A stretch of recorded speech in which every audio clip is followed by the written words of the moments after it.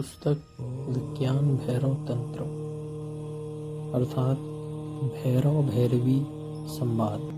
व्याख्याकार नंदलाल, प्रकाशक रणधीर प्रकाशन।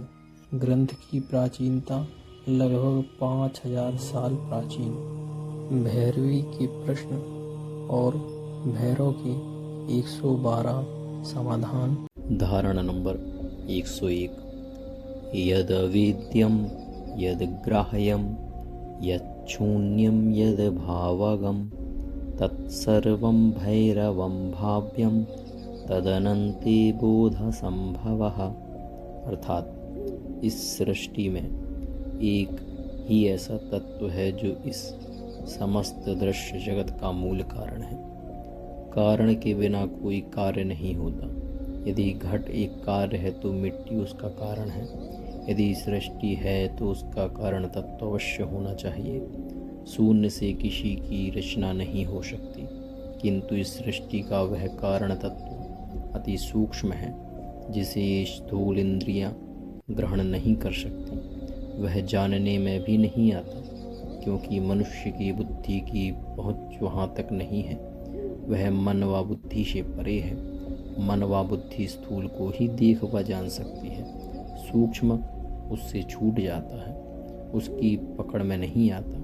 बुद्धि का दंभ करने वाले वहाँ जाकर हताश हो जाते हैं। उन्हें कुछ भी हाथ नहीं लगता, जिससे वे उसकी सत्ता से ही इनकार कर देते हैं कि ऐसा कोई तत्व है ही नहीं।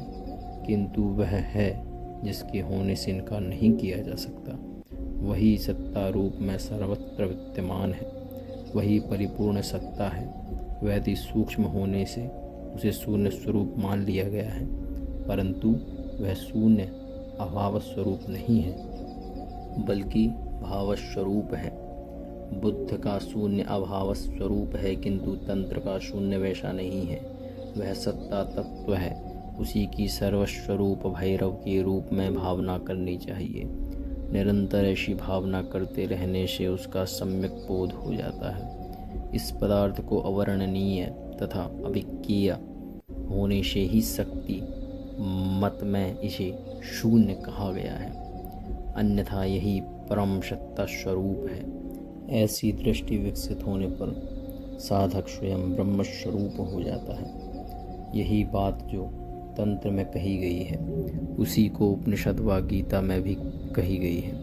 तैत्तरीय उपनिषद में कहा गया है कि जहाँ से मन और वाणी आदि सभी इंद्रियां उसे ना पाकर लौट आती हैं, वह इस शरीर का भी आत्मा है। इसी उपनिषद में कहा गया है, आनंद ही ब्रह्म है, इस प्रकार जान।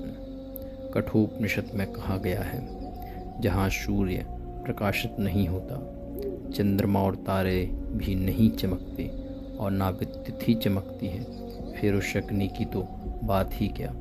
उसके प्रकाशमान होते ही सब कुछ प्रकाशित हो जाते हैं और उसके प्रकाश से ही सब कुछ भासता है। गीता में भी कहा गया है, जहाँ ना सूर्य न चंद्रमा और ना अग्नि ही प्रकाशित कर सकता है, वही मेरा परम धाम है। इस स्थिति को प्राप्त करने वाला ही ब्रह्म हो जाता है।